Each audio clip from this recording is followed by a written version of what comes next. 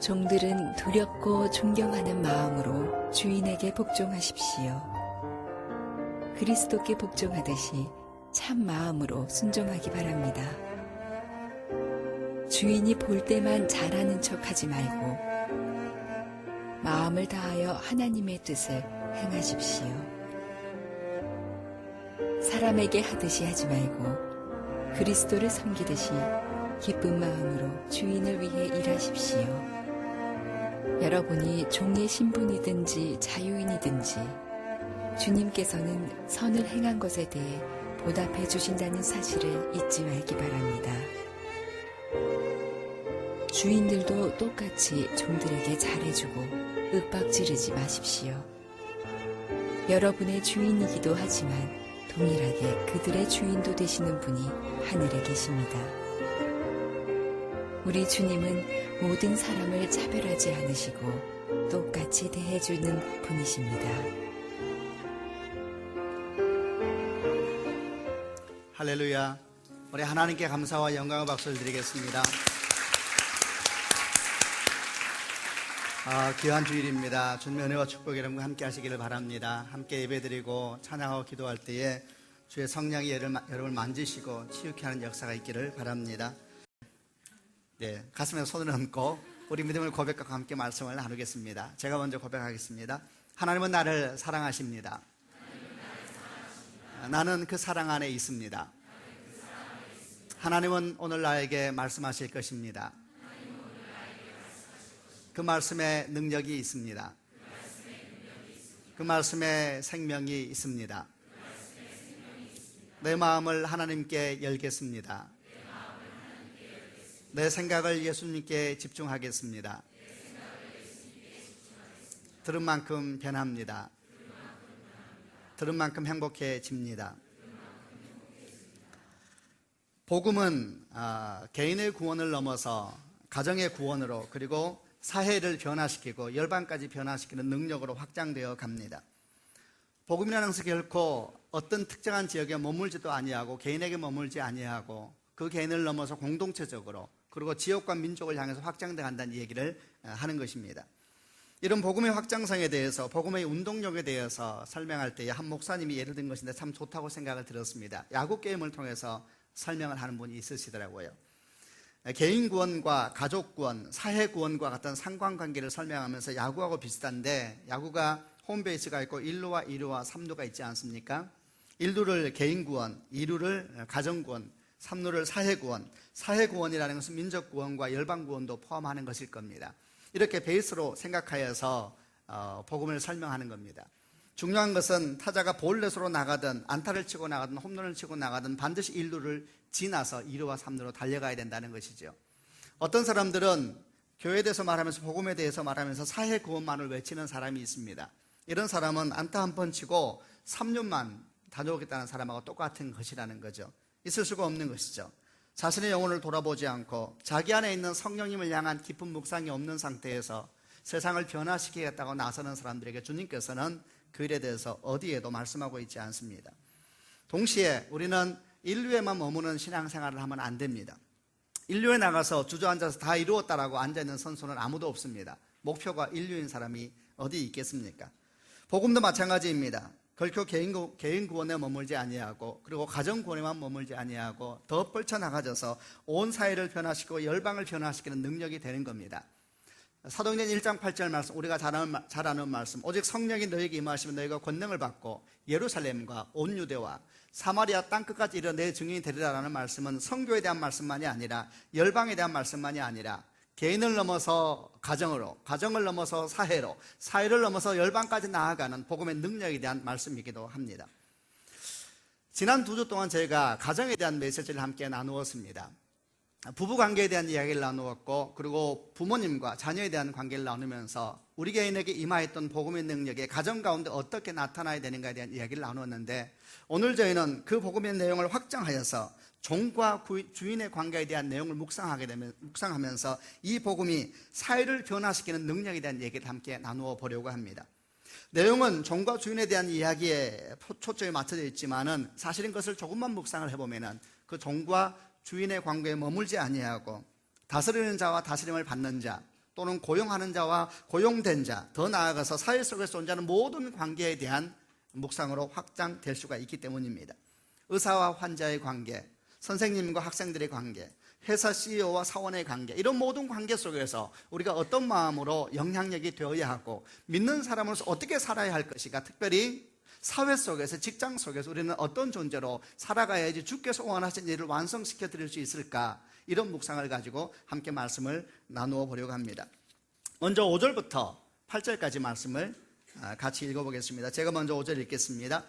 종들은 두렵고 존경하는 마음으로 주인에게 복종하십시오. 그리스도께 복종하듯이 참 마음으로 순종하기 바랍니다. 주인이 볼 때만 잘하는 척 하지 말고 마음을 다하여 하나님의 뜻을 행하십시오. 사람에게 하듯이 하지 말고 그리스도를 섬기듯이 기쁜 마음으로 주인을 위해 일하십시오. 여러분이 종의 신분이든지 자유인이든지 주님께서는 선을 행한 것에 대해 보답해 주신다는 사실을 잊지 말길 바랍니다. 종과 주인에 대한 관계를 얘기하면서 성경은 먼저 종에 대해서 먼저 말을 합니다. 종들이여 주인에게 복종하십시오. 근데 그 내용을 보면 아주 구체적으로 하나하나 설명을 합니다. 첫 번째는 어떤 마음으로 존경을 해야 되냐면 주인을 향하여 두렵고 존경하는 마음을 가져야 합니다. 두 번째는 주님에게 순종하듯이 그렇게 주인에게 순종하셔야 됩니다. 세 번째는 눈가림만 하지 마십시오. 사람들 앞에서만 하려는 것처럼 하지 말고 주님을 섬기듯이 기쁜 마음으로 그렇게 하셔야 됩니다. 이렇게 하나하나 내용을 설명하면서 종들에 대해서 주인에게 어떻게 행해야 되는가에 대한 설명을 하고 있습니다. 우선 당시의 내용을 조금 묵상하면서 당시 문화적인 것과 이 말씀이 주는 메시지를 묵상하면서 오늘 우리에게 어떤 가르침이 있는가에 대한 얘기를 확장을 해보려고 합니다.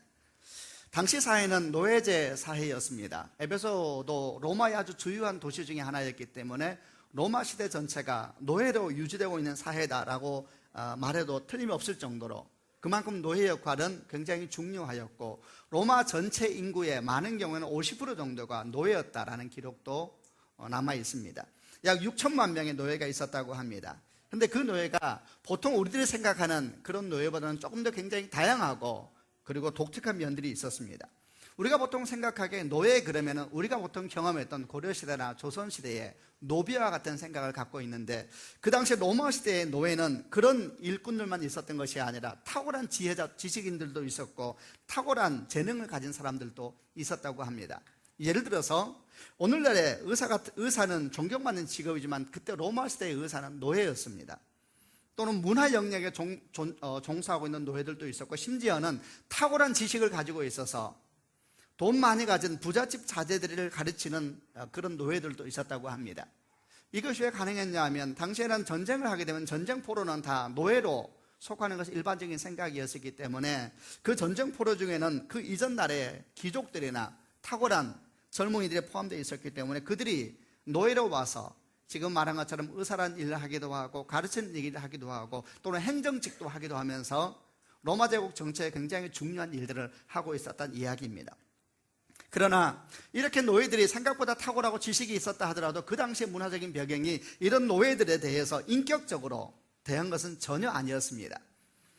당시의 기록에 의하면 어떤 학자들은 말하기를 노예는 그 당시 어떤 법적인 지위가 있었느냐, 한마디로 법적인 지위는 하나도 없었다 이렇게 말을 합니다. 오히려 그들은 그냥 소지품에 불과한 물건과 같았다. 그들의 생명에 대한 모든 것들은 전적으로 주인에게 달려 있었다 이렇게 말을 합니다. 당시에 주인들이 얼마나 종에게 무자비했는가에 대해서는 지금도 우리가 로마 시대의 영화라든지 또는 지나온 얘기로 많이 듣곤 합니다. 종들은 채찍으로 맞고 손과 발이 잘리기도 하고 수족에 채여서 감금을 당하고 맞아서 이가 다 부러지기도 하고 눈알이 뽑히기도 하고 심지어는 야생동물에게 던져져서 야생동물의 먹이가 되기도 하고 십자가에 달려 죽기도 했다고 합니다. 그런데 이런 일들이 심각한 잘못을 했을 때만 생기는 것이 아니라 아주 사소한 잘못을 했을 때에도 이런 일이 생기곤 했으니까 종이 주인을 잘못 만난다는 것은 정말 내일을 알 수 없는 그런 두려움과 힘든 인생을 살 수밖에 없는 배경을 가지고 있었습니다. 당시의 노예라는 것은, 종이라는 것은 인격이라기보다는 물건이었습니다. 말하는 도구였을 뿐이다 라는 이야기죠. 짧게 저희가 당시의 사회문화적인 배경을 조금 나누었는데 이런 문화 속에서 종과 주인이 인격적인 교제를 한다든지 종과 주인이 서로를 향한 친밀한 관계를 맺는다는 것은 상상도 할 수 없는 일이었고 또 있을 수도 없고 있어서도 안 된 일처럼 생각이 되어지는 문화적 배경을 가지고 있었습니다. 여러분, 이런 문화 속에서 오늘 사도 바울이 에베소 교회에 보내면 특별히 그 교회 가운데 있는 종들을 향한 메시지에 다시 한번 귀를 기울여야 합니다. 이런 문화 속에서 사도 바울이 종들에게 말을 합니다. 종들은 주님께 하듯이 주인을 섬겨야 합니다. 이런 얘기를 들을 때 어떤 사람들은 마치 이 말씀이 사도 바울이 예수를 믿는 사람이면서도 노예제도나 신분제도를 옹호하는 사람이었다 이렇게 말하는 사람이 있습니다만 사실은 전혀 그렇지 않습니다.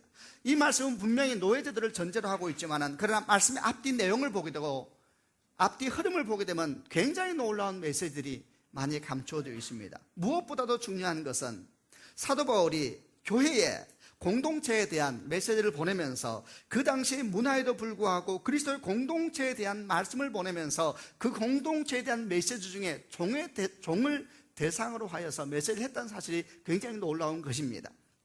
다시 말하면 사도 바울이 그 종들을 인격적인 대상으로 보았다는 겁니다. 더 나아가서 말씀을 묵상해 보면 인격적인 대상 정도가 아니라 그리스도 안에서 소중한 형제요 자매로 생각하고 있다는 것을 보여주는 겁니다. 이런 말씀 묵상을 아까 말하는 것처럼 사도 바울이 신분 제도를 용납하고 있구나라고 말하는 사람들이 보통 주목하는 말이 뭐냐면 종들은 주인에게 복종해라 이런 말 때문에 대해서 불편해합니다. 그러나 전혀 그렇지가 않습니다. 사실 이 표현 종들은 주인에게 복종해야 합니다. 이 표현은 여기에 처음 나오는 표현이 아닙니다. 앞뒤 문맥을 보게 되면 이미 나왔던 표현이 어떤 흐름 속에서 반복되고 있는 것입니다. 그 표현은 가정에 대해서 말씀을 할 때에 아내가 남편에게 어떻게 해야 되는 걸 설명할 때에 교회가 그리스도의 권위 아래에 있듯이 아내는 남편에게 순종하는 것이 당연합니다. 모든 일에 순종하십시오. 심지어는 말하기를 남자는 여자의 머리입니다 라고 말하면서까지 강하게 말씀하였던 아내는 남편에게 복종하십시오 라고 라는 말이 이미 나와 있었고 그 다음에 또 자녀와 부모의 관계를 말할 때에도 자녀들은 부모에게 순종하십시오 라고 말할 때 이미 그 말씀이 나와 있고 그리고 오늘 저희가 보는 본문에 종들은 두렵고 존경하는 마음으로 주인에게 복종하십시오. 이런 말씀들 일련의 동일한 흐름 속에 있는 것입니다. 지금 사도 바울은 종들이 가지고 있는 그들의 특수적인 문화 속에서 아무 말 하지 말고 복종해야 된다고 말하는 것이 아니라 그리스도의 공동체 가운데서 아내가 남편에게 복종하듯이 또 자녀가 부모에게 복종하듯이 종들은 주인에게 복종해야 됩니다 라고 말하는 일련의 흐름을 가지고 있다는 이야기입니다. 그것만이 아닙니다. 놀라운 것은 이 본문이 속해 있는 에베소 5장과 6장이 어떤 본문의 흐름을 가지고 있냐면 성경을 쭉 전체를 보게 되면 사도 바울이 성령 충만한 그리스도인의 삶에 대해서 권고하는 과정 가운데 나오는 것입니다. 그런 성령 충만한 공동체를 사도 바울이 말씀을 하면서 가정 가운데 성령이 임하시는 일들을 꿈을 꾸시고 자녀와 부모 가운데 성령이 임하는 걸 꿈을 꾸면서 사도 바울은 종과 주인의 관계 속에서도 성령이 마음껏 임하시는 것들을 당연시하면서 말씀을 전개하고 있다는 겁니다. 결국 정리하면 이런 것입니다. 여러분 사도 바울은 분명히 신분제도에 대해서 전제를 하고 있습니다. 그러나 더 큰 소리로 말하는 것은 그럼에도 불구하고 그들이 신분이 무엇이든 간에 그들이 하는 일이 무엇이든 간에 그들이 세상에서 어떤 대우를 받고 있든 간에 그보다 더 중요한 것은 그들이 주 앞에 존귀한 인격이요 주 안에서 부름받은 자들이요 그리스도 안에서 한 형제요 한 자매라는 것을 말하고 있는 것입니다. 대단히 놀라운 일입니다. 2000년 전에 이것이야말로 시대를 뛰어넘고 그리고 모든 시대의 사조를 뛰어넘고 사람의 생각을 뛰어넘는 주의 말씀인 것입니다. 이 말씀 가운데 오늘날 우리가 드려야 될 메시지가 있습니다. 반복되는 메시지지만은 2000년 전에 주신 말씀이 오늘날 우리에게 동일하게 일하고 있는 것입니다. 내가 만나는 사람들이 그가 신분이 무엇이든 간에 그가 하는 일이 무엇이든 간에 그가 세상에서 어떤 대우를 받고 있든 간에 성령께서는 그들에게도 똑같이 임하시고 말씀의 권능도 그들에게 똑같이 임하신다는 걸 기억해야 된다는 것입니다. 그리고 바로 그들을 위해서도 예수께서 십자가에 못 박혀 죽으셨다라는 것을 기억해야 된다는 겁니다. 로마 시민을 구원한 피는 예수님의 심장의 피고 노예를 구원한 피는 예수님의 발가락 피가 아니라 다 동일하게 주님께서 십자가에 못 박혀 죽으셔서 구원한 하나님의 사람이다 라는 메시지를 하고 있는 겁니다. 가만히 생각을 해보면 그 당시에 이 말씀이 에베소 교회에 선포되었을 때 얼마나 사람들이 당황했을까? 저 생각에는 노예가 당황한 것이 아니라 주인들이 당황했을 것입니다. 어쩌면 바로 이런 이유 때문에 교회를 떠나는 주인들도 있었을 겁니다. 바로 이런 이유 때문에 교회는 내가 가서는 안 될 공동체다 이렇게 말하는 사람들도 있었을 겁니다. 어떻게 종과 주인이 같이 예배를 드릴 수 있느냐? 어떻게 종과 주인이 같이 떡을 떼고 같은 포도주를 마실 수 있느냐? 심지어 어떤 사람은 이렇게 생각했을 줄은 모르지요. 어떻게 짐승과 사람이 한 테이블에 앉을 수 있느냐, 이렇게 생각하는 사람도 있을지 모릅니다. 조금 어떤 사람은 이렇게 또 표현했을지도 모르죠. 자신만을 위한 교회를 따로 만들어 달라, 그러면 그 교회를 내가 나가겠다, 이렇게 주장하는 로마 시민들이 과연 없었을까요? 우리가 먹는 성찬과 그들이 받는 성찬을 구별해 달라, 우리 색깔은 흰색으로 하고 저 색깔은 검정색으로 구별해 달라. 재미없나요? 좀 이렇게 주장하는 사람은 없었을까요? 많이 묵상하시기를 바랍니다. 과연 없었을까요? 저는 있었을 것이라고 생각을 합니다. 그러나 하나님의 사람 사도 바울, 성령을 사모하고 주의 성령 인도를 따라가는 사도 바울, 그는 태어나면서부터 로마 시민권을 가졌습니다. 그는 참으로 탁월한 지식인이었습니다. 어디 가도 그는 꿀리는 것이 없는 그런 사람이었습니다. 그러나 그는 이 종에 대한 메시지를 전하면서 조금도 망설이지 않습니다. 조금도 꺼리끼지 아니하고 모든 인류에게 주신 동일한 주의 은총에 대해서 말씀을 하고 있는 것입니다. 이런 마음으로 종들이 주님에게 하듯이 주인에게 순종하십시오라는 메시지를 다시 보게 되면 얼마나 놀라운 일인지 모릅니다. 그들을 한 인격으로 대하는 메시지이고, 그들 또한 주 앞에서 주인에게 순종이라는 단어를 쓸 수 있는 사람이라는 것이고 주의 백성이라는 것을 보여주는 것입니다. 종으로서 주인에게 순종해야 한다는 메시지를 말씀을 하고 있는데, 이건 무슨 뜻일까요? 도대체 순종한다는 것은 무슨 뜻일까? 주인이 하라는 대로 다 하면 되는 걸까? 아니면 종도 하나님의 사람이니까 종도 인생에 선이 있고 질서가 있는 것일까? 만약에 어떤 사람이 생각하기를 이렇게 말하는 사람이 있을지 모릅니다. 무슨 종이 지켜야 될 선이 있냐? 주인이 하라면 다 해야지. 넌 생각하지 마. 생각은 내가 할 거야. 이런 언어, 표현들, 그렇게 생각하는 사람들도 있지 않았을까 싶습니다. 과연 종은 생각도 하지 말아야 되는 것일까요? 꿈도 꾸지 말아야 되는 것일까요? 하나님의 사람으로서 선도 없는 것일까요? 이에 대한 좋은 모델이 요셉입니다. 요셉은 보디발이라는 바로 왕의 아주 최측근의 종이었습니다. 그 시기는 예수님께서 이 땅에 오신 시기보다 훨씬 더 이전입니다. 그러므로 종에 대한 개념은 훨씬 더 안 좋았을 겁니다. 로마 시대에도 종을 그렇게 인간적으로 취급하지 않았다면 보디발 아래에 있었던 종들은 어떻게 대우를 받았을까요? 그야말로 종은 하라는 대로 해야 되는 존재였을 겁니다. 요셉은 보디발에게 충성되고 순종적이었습니다. 그러나 보디발의 아내가 그에게 주님 보시기에 참으로 악한 것을 요구하였을 때에 그는 분명히 거절합니다. 여러분, 아마도 이 보디발의 아내의 마음은 너무너무 분노가 있을 겁니다. 종 따위가 내 말을 거부하다니, 아마 이런 생각이 있었을지 모르겠습니다. 그래서 그는 대가를 받게 되었습니다. 강간미수범이라고 하는 치욕적인 누명을 쓰고 감옥에 갇혔는데 사실은 그보다 더한 대가를 받아야 합니다. 당장 죽였어야 되죠. 그러나 돌아보면 다 주의 은혜로 주께서 그의 생명을 보호하시사 그를 감옥에만 갇혀 있게 한 겁니다. 물론 그는 무기징역이었습니다. 그런데 놀라운 것은 그가 감옥에 갇혔을 때도 그는 그곳에서도 똑같았습니다. 그는 충성되었습니다. 간수에게 순종하였습니다. 요셉은 어디에 있든지 무슨 일을 하든지 그는 자기 리더를 존중했습니다. 자기 리더에게 순종했습니다. 줏대 없는 사람일까요? 시루를 잘 타는 사람일까요? 정말 그가 그런 사람이었다면 보디발의 아내의 요구를 결코 거절하지 않았을 겁니다. 그가 그런 사람이었다면 훗날 애굽의 총리가 되었을 때 자기 아래에 있는 사람들을 짐승처럼 대했을 겁니다. 힘 때문에 순종하는 사람은 힘을 갖게 되면 감당할 수 없는 사람이 되는 것을 다 알지 않습니까?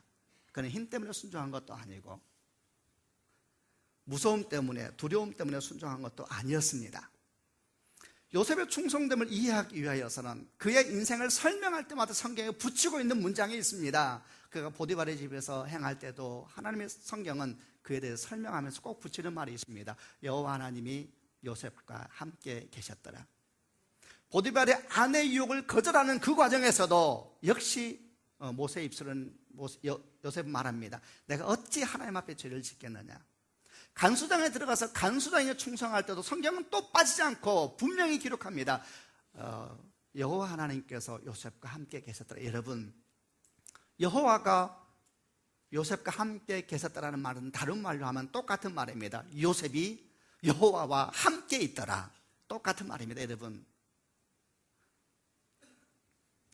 신기한 것은요, 요셉을 지켜보고 있었던 보디발이나 간수장이 요셉과 함께하는 여호와에 대한 이야기를 성경에서 하고 있다는 겁니다. 신기하지 않습니까? 여러분, 보디발이나 간수장이 하나님을 믿었을까요? No. 하나님 믿을 수가 없지요. 다만 그들은 요셉을 가만히 보면서 참 좀 신기하다는 생각이 들었을 것 같아요. 참 저 청년은 신기해. 분명히 내 종인데 어쩔 때 보면 내 종 같지가 않단 말이야. 도대체 저 친구는 참 특이해. 뭔가 남다른 것이, 뭔가 다른 것이 그 청년에 있다는 것을 보디발도 간수장도 알았던 것입니다. 그리고 그것을 관찰해 보았을 때 그가 한 신을 믿고 있었습니다. 그 신의 이름이 여호와였습니다. 간수장도 보디발도 하나님을 잘 모르는 사람들입니다. 그러나 그는 하나님은 모르지만 하나님과 함께 있는 요셉이 어떤 사람인 것은 알았습니다. 여러분, 그게 크리스찬입니다. 요셉은 분명 보디발의 종이었지만 사실 그보다 더 중요한 것은 그는 하나님의 사람이었고 모든 일을 주님께 하듯이 한 것입니다. 왜 사람들은 자기에게 주어진 일에 충성하지 않을까요? 왜 사람들은 자기의 주어진 일에 신실하고 성실하지 않을까요? 왜 사람들은 자기가 만난 리더에 대해서 존중하지 않고 순종하지 않을까요? 불만스럽기 때문이죠. 내가 이런 일을 할 사람이 아닌데, 지가 사장이면 사장이지 내게 왜 이래라 저래라 하는 거야. 누구는 아비 잘 만나서 사장 되고, 누구는 부모 잘 만나서 이 짓을 하고 있구나. 내가 내 자식 때문에 어쩔 수 없이 이렇게 살고 있는 거야. 살기 위해서 어쩔 수 없이 일을 하지만 그러나 내가 이렇게 계속 살지는 않을 거야. 끊임없이 다른 직장을 생각합니다. 여러분, 그게 정말 성경적일까요? 그런 우리들에게 주님께서 말씀하십니다. 순종하라. 주님께 하듯이 리더에게 하라. 눈 가림만 하지 말고 마음을 다하라. 사람에게 하듯이 하지 말고 기쁜 마음으로 주님께 하듯이 하라. 여러분, 이 이야기는 종과 주인의 얘기가 아닌 것을 다 아실 겁니다. 여러분과 우리 이야기입니다. 여러분은 어떤 일을 하고 있습니까? 우리에게 주시는 말씀입니다. 주님께서 우리는 여전히 일 때문에 갈등하고 직업 때문에 갈등하고 할 수만 있다면 더 많은 월급을 주는 곳으로, 할 수만 있다면 더 어떻게 그런 직장 다니나 이렇게 사람들이 부러워하는 직장을 옮기고 싶어하는 마음이 굴뚝 같은데 주님께서는 순종하라 그럽니다. 그리고 주인에게 하듯이 너의 리더에게, 직접적으로 말할까요? 너의 사장에게 잘해라, 너의 부장에게 잘해라, 이렇게 말을 합니다. 어떻게 생각하세요? 이런 많은 생각들은 우리에게 고민을 던지고 그 고민은 몇 가지 질문으로 모아질 수밖에 없습니다. 첫 번째 질문, 지금 나는 나와 함께 하신 하나님을 믿고 있는 사람인가? 두 번째 질문, 내가 무슨 일을 하든 어떤 자리에 있든 내가 받는 월급이 얼마가 되든 하나님께서 지금 이 자리에 나를 세우셨다는 것을 믿고 있는가? 세 번째, 지금 내가 서 있는 이 자리가 내가 부족해서, 내가 못 배워서, 내가 가진 것이 없어서, 부모에게 받은 것이 없어서 서 있다라고 생각하는 사람들, 설사 그게 사실이라고 하더라도 하나님은 그 모든 것까지 합력하여 선을 이룰 뿐이라는 걸 믿고 있는가? 성경은 말하기를 믿으라 그럽니다. 사랑하는 여러분, 믿으시기를 바랍니다. 어떤 일을 하십니까? 어디에 서 있습니까? 아침마다 직장 가는 것이 왜 마지막 날에 빨리 안 오냐고, 왜 주님은 재림 안 하냐고. 혹시 그렇게 직장을 가고 있으면 주님께서 말씀하십니다. 오늘 가서 충성하여라. 죽게 하듯이 하라. 믿어라. 감사하라. 그리고 더 나아가서 더 큰 요구합니다. 기뻐하라. 여러분, 거기에 감추어 있지 않은 한 가지 말씀을 덧붙일게요. 그리고 하나님의 꿈을 꿔라. 많은 사람들의 오해는 주 안에서 만족하라, 주 안에서 기뻐하라, 그것을 꿈꾸지 말라는 말로 오해하는 사람이 많습니다. 완전 오해입니다. 세상의 꿈은 부족한 것을 채우는 것이고 좀 더 높이 올라가는 것을 세상의 꿈이라 그럽니다. 그러나 하나님이 주시는 꿈은 부족한 것을 채우는 꿈이 아니고 좀 더 높이 올라가는 꿈이 아니고 하나님께서 우리에게 주신 걸 감사하면서 동시에 꿈을 꿀 수 있는 꿈이 있습니다. 그럼 그게 어떻게 가능할까요? 예스, 여러분, 가능합니다. 믿으시기를 바랍니다. 자족하면서 꿈을 꿀 수 있을까? 만족하면서 계속 꿈을 꿀 수 있을까? 현실에 기뻐하면서 포기하지 않고 계속 도전할 수 있을까? 성경은 예스라고 말합니다. 여러분, 요셉을 생각하시기를 바랍니다. 요셉이 기쁨이 없다면, 감사가 없다면 어떻게 그 자리에서 영광이 있었겠습니까? 요셉이 날마다 불평불만하면서 내가 원래 채색옷 입던 사람이야, 맨날 그 생각만 하면서 종의 자리에 있었다면 어떻게 그에게 영광이 있었겠습니까? 분명합니다. 그는 감사했을 겁니다. 여러분, 감사라는 것은 상황의 문제가 아닌 걸 아시죠? 감사라는 것은 믿음의 문제이고 소망의 문제입니다. 감사했습니다. 여러분, 그가 감사했기 때문에 자기를 합리화하지 아니하고 자기를 지킬 수가 있었을 겁니다. 여러분, 분명히 요셉은 만족도 배웠을 겁니다. 여러분, 오해하지 마세요. 만족은 주저앉아 있는 것이 만족이 아닙니다. 하나님께 주신 것을 누릴 줄 아는 것이 만족입니다. 여러분, 누릴 줄 알아야 합니다. 지금 여러분 자리가 어디에 있든지 가만히 눈을 뜨고 살펴보면 보석 같은 축복들이 있습니다. 그 축복을 누리지 못하는 사람은 더 큰 축복, 더 큰 축복을 찾겠지만 그러나 결코 하나님의 메시지는 아닙니다. 요셉은 자족하는 사람이었고 기뻐하는 사람이었지만 한 번도 꿈을 꿔본 적이 없던 사람입니다. 주께서 말씀하셨습니다. 그게 해석되지 않은 꿈이었지만 아주 어릴 적부터 요셉의 마음에 있었던 꿈, 그 꿈이 한 번도 그 마음에 사라진 적이 없었던 사람입니다. 초점은 자리가 아니라 하나님입니다. 아멘 하시길 바랍니다. 저는 어쩌면 영원히 잊지 못할 사건입니다. 반복해서 또 생각이 났습니다. 평생 돈이나 쓸 수 없어서 선교에 헌신하게 되었다는 청년의 이야기. 은행에서 일하는 청년, 헌신을 왜 했냐 물어보니 평생 돈이나 세면서 테이블에 앉아 있을 수가 없어서 선교에 헌신했다고 말했던 그 청년, 얼마나 비성경적인가. 선교가 그런 것이란 말인가. 그 테이블에 앉아서 돈을 세면서 주의 이름을 높이는 사람은 도대체 뭘 하는 사람이란 말인가. 하나님께서 말씀하시는 것은 초점이 자리가 아니라 하나님입니다. 자신의 회사를 생각할 때에 하나님께서 바로 당신을 위해서 만드신 회사라고 생각하시기를 바랍니다. 그냥 아멘하고 보세요. 아멘 하는 게 다시 말할게요. 목사님, 제 사장님을 몰라서 그런 거예요. 제가 모르니까 하는 얘기예요. 여러분 일하는 회사를 생각할 때에 여러분을 위해서 하나님 만드신 회사라고 생각하시기를 바랍니다. 여러분, 받는 월급만큼 일하지 마십시다. 여러분이 회사의 주인이라고 생각하면서 일하십시다. 아멘. 때로 마음이 불편한 리더를 만나도 크리스찬이라면 그 사람을 위해서 기도해야 합니다. 크리스찬이라면 그 사람을 존중해야 합니다. 주께서 말씀하십니다. 무엇보다 감사하셔야 됩니다. 그리고 만족하십시오. 누리십시오. 그러면서 꿈을 꾸십시오. 자기를 준비하시고 다른 직장, 더 좋은 직장을 가기 위한 준비가 아니라 하나님의 꿈을 꿔보시길 바랍니다. 상상했습니다. 평생 돈 셀 수 없어 선교를 헌신한다는 그 사람이 아니라 저는 돈을 쓸 때도 죽게 하듯이 했습니다. 동전을 바꿀 때도 죽게 하듯이 했습니다. 할머니가 돈을 바꾸러 올 때 저는 주님을 맞이하듯이 맞이했었습니다. 그리고 어느 날 주님께서 나에게 저 땅도 보여주셨습니다. 저는 또 그 땅으로 갔습니다. 그리고 거기에서도 나는 줄을 대하듯이 했습니다. 가난한 자도 줄을 대하듯이, 부유한 자도 줄을 대하듯이 했습니다. 그래야 주께서 또 저 땅을 보여주셨습니다. 저는 또 거기서도 줄을 대하듯이 했습니다. 그런 간증이 정상이지요. 항상 기억하셔야 됩니다. 주님이 우리를 존귀케 하십니다. 아멘. 목사들은 교회에서 일하는 사람이죠. 세상이 얼마나 힘든가에 대해서 우리가 알까 모를까 저는 잘 모른다고 생각합니다. 그러나 주님 말씀이시니 믿음으로 아멘으로 받고 살아가는 축복이 있기를 바랍니다. 이제 이렇게 종들에게 말씀한 주님께서는 주인에 대해서 또 말씀하기 시작합니다. 9절 말씀을 같이 한번 읽어보겠습니다. 9절입니다. 읽겠습니다. 주인들도 똑같이 종들에게 잘해주고 윽박지르지 마십시오.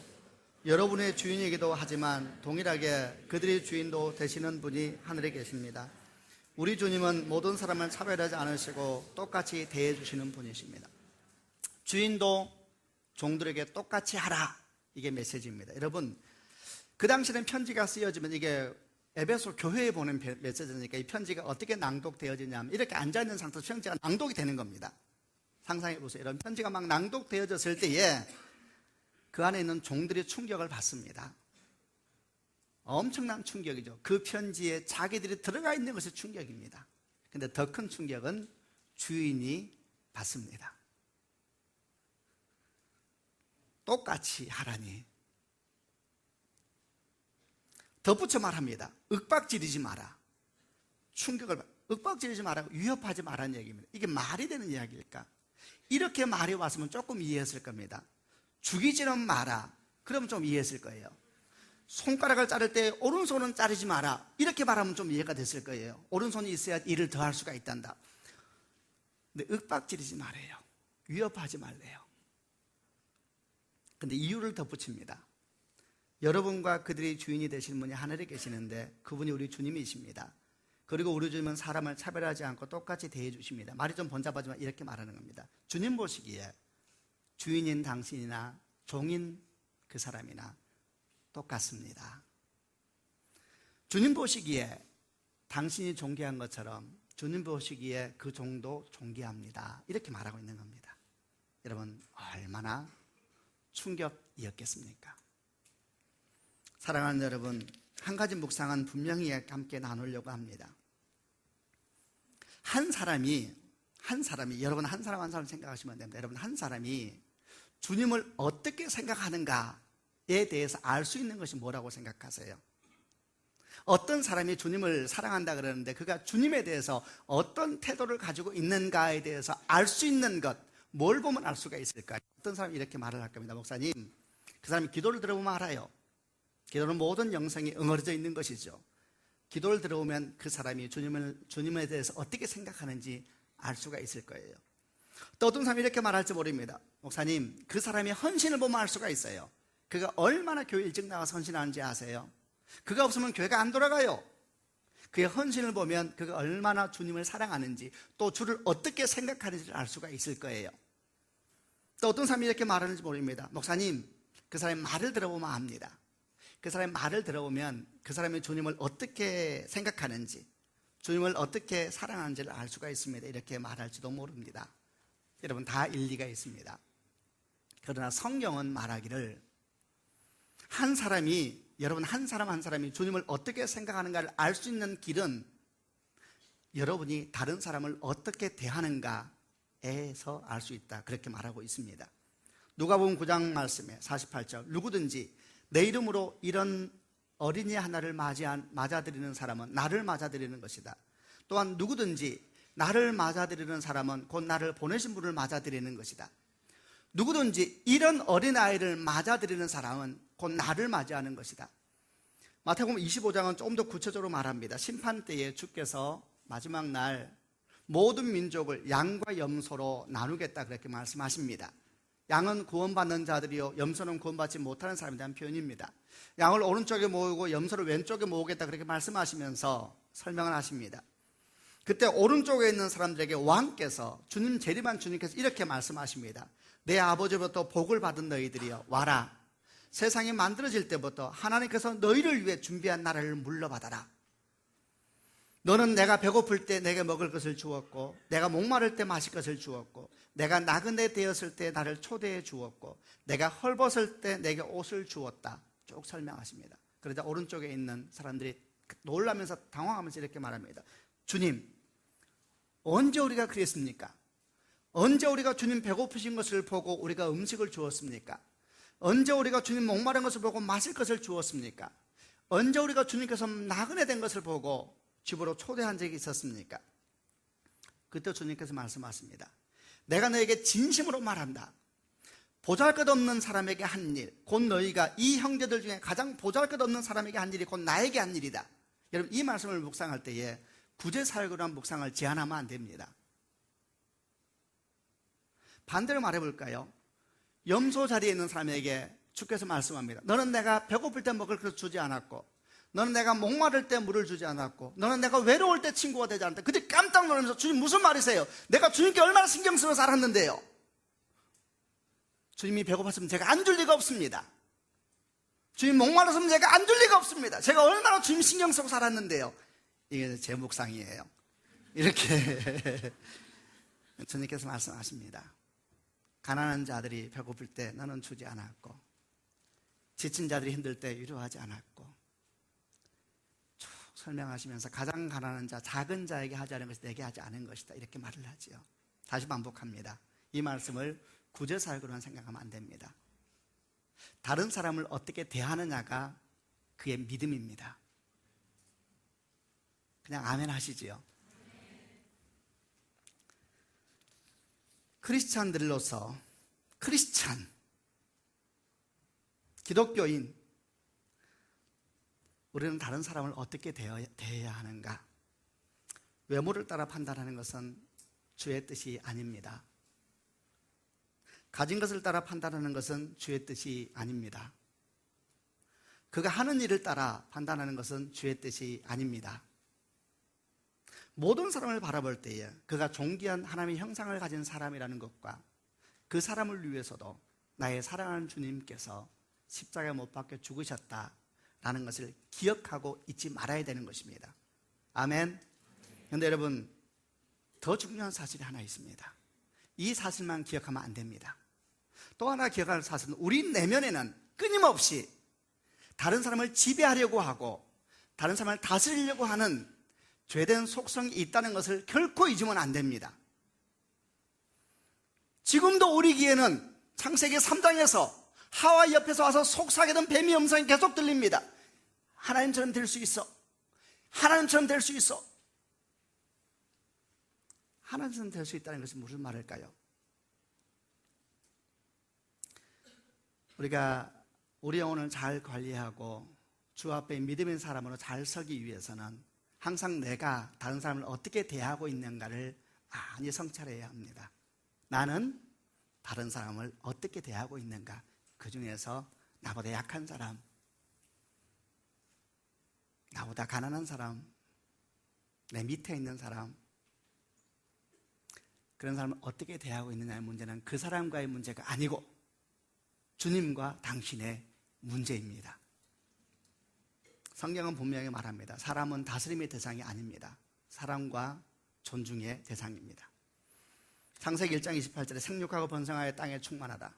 땅을 정복하라. 바다의 고기와 공중의 새와 땅에 움직이는 모든 생물을 다스리라 그랬지, 여기 어디에도 사람을 다스리라는 얘기는 없습니다. 여러분, 말씀을 마무리하겠습니다. 우리가 어떤 일을 하든지 어떤 위치에 있든 우리 모두는 다 주님의 사람입니다. 아멘. 주님을 찬양합니다. 동시에 여러분, 우리가 어떤 일을 하든지 어떤 자리에 있든지 그 자리는 다 주님이 주시는 사명의 자리입니다. 충성하시기를 바랍니다. 우리에게 주어진 그 자리를 영광의 자리로 만드시길 바랍니다. 선생님이 계십니까? 교직에 계시는 분 계십니까? 그 교직을 영광의 자리로 만드십시오. 의사분이 계십니까? 환자를 만나는 자리를 영광의 자리로 만드십시오. 여러분, 작은 식당에서 음식을 판매하는 분이 계십니까? 그 자리를 영광의 자리로 만들 수 있다는 것을 아십니까? 길거리에서 청소하는 분들이 있습니까? 당신이 청소하는 그 자리를 영광의 자리로 만들어 버리십시오. 새벽 일찍 일어나서 신문을 배달하고 차량 세차를 하는 분이 계십니까? 예, 그 자리를 영광의 자리로 만들어 버리십시오. 저는 언젠가 이런 상상을 해보았습니다. 새벽 일찍 일어나서 밤새 술을 먹고 토하고 오물을 가득 찬 거리를 청소하고 있는 사람을 생각해 보았습니다. 인생 더러워서 이런 일을 하게 됐어. 못 배워 먹어서 이렇게 살게 돼서 부모 원망하고 자식 원망하는 거 하지 말고, 그래봤자 인생이 변합니까? 다만 어두워질 뿐이죠. 거리를 썰면서 기도하는 것입니다. 주님, 제가 이 길을 쓸고 있습니다. 주님, 제가 이 오물을 치우고 있습니다. 접니다, 주님. 제가 쓰는 이 땅 밟는 사람마다 인생도 깨끗하게 되게 해주세요. 제가 치운 이 오물 뱉은 사람이 이제는 오물이 아니라 정말 향기로움을 뱉을 수 있는, 내품을 수 있는 사람 되게 해주십시오. 주님, 접니다. 저를 이 더러운 것을 깨끗한 곳으로, 냄새나는 것을 향기 나는 곳으로 바꾸는 사람 되게 하시니 감사합니다. 주님, 접니다. 생각해 보았습니다. 크리스찬만이 할 수 있는 기도겠다. 주님 말씀하십니다. 잘하였도다 착하고 충성된 종아, 너가 작은 일에 충성하였으니 내가 많은 것으로 내게 맡기리니 내 주인의 즐거움에 참여할지어다. 아멘. 여러분 때문에 여러분 회사가 잘 되시길 바랍니다. 그러나 죄는 멀리 하셔야 합니다. 깨어 있으십시다. 주께서 여러분과 함께 하시니 존경하고 충성하고 온 힘을 다하고 하나님 이름으로 게으르지 마셔야 합니다. 더 열심히, 더 일찍, 더 일하는, 그래서 주께 영광을 돌려드리는 주의 백성이 되기를 주님의 이름으로 축원합니다. 아멘. 같이 기도하십시다.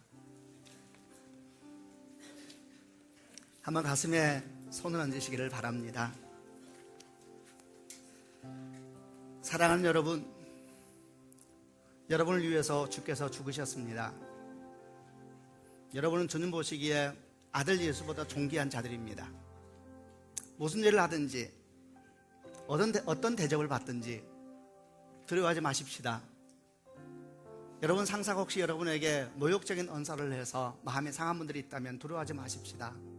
주께서 다시 가서 충성하라 그러십니다. 다시 가서 그를 존경하라 그러십니다. 그렇게 하시기를 바랍니다. 주님, 내가 서 있는 자리가 영광의 자리가 되게 하여 주시옵소서. 주여, 내가 헌신하는 자리가 하나님 임재의 자리가 되게 하여 주옵소서. 같이 한번 통성으로 하나님께 기도하겠습니다.